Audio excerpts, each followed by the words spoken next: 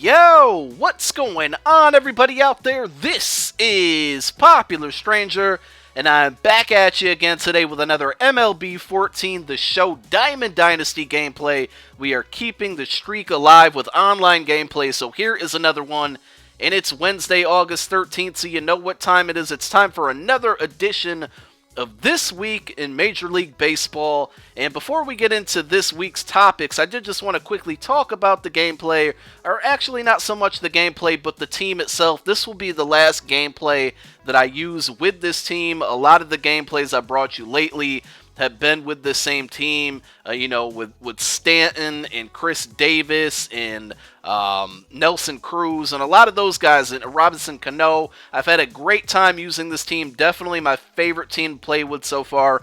But their contracts are all expiring, so it's time to move on, and I'll be bringing you guys either, before the weekend or during the weekend, another lineup update video, and we'll see what players we decide to put in our lineup. It's going to be hard to get rid of Stanton, man. He has been an absolute beast, and that's where we'll start talking about things. Let's talk about some of the league leaders. Stanton and Jose Abreu, leading the league in home runs right now, are tied for leading the majors in home runs at 31, but Chris Carter from the Houston Astros, he's just been playing out of his mind lately. He's not too far behind them with 28, and Mike Trout has 27. Tulo still leading the league in batting average with a 340 average. Altuve is right behind him with a 339. Robinson Cano, who's also been playing great for the Mariners, with a 330 average. Jose Abreu leads in RBIs. Miguel Cabrera with 85, one behind Abreu. Mike Trout also with 85. Josh Donaldson, a big-time run producer for the Oakland A's, he has 84. And David Big Papi Ortiz still doing his thing with 84 RBIs this season. Real quick, I just got to jump in, but bringing up Ortiz's name, I watched a documentary last week, and if you follow me on Twitter, you may have seen me tweet about it or not. It was on the movie channel or the movie network Stars, which if you don't have it, I'm not sure how you could get access to this documentary, but it was absolutely excellent.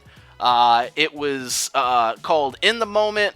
David Ortiz, I think it's a series that the Stars Network does, and they just happen to do it on Ortiz. And I was just looking for stuff to watch while editing videos last week, and I came across it, and it was just really good. It talked about just his career and what he's done for the Red Sox. I talked a lot about the tragedy that happened in Boston last year.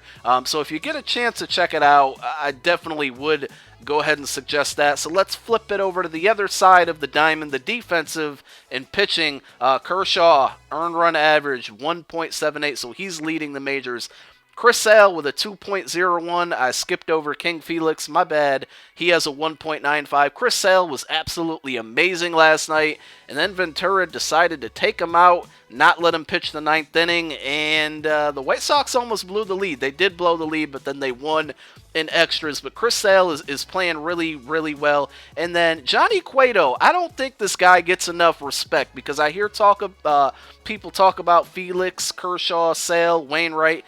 And Cueto's name is never really mentioned, but he has a 2.05 ERA. He's been in the top 5 all season, and he's also tied for the league lead in wins with 14. Willie Peralta was a name I was shocked to see up there with 14, and Kershaw and Wainwright also have 14 wins.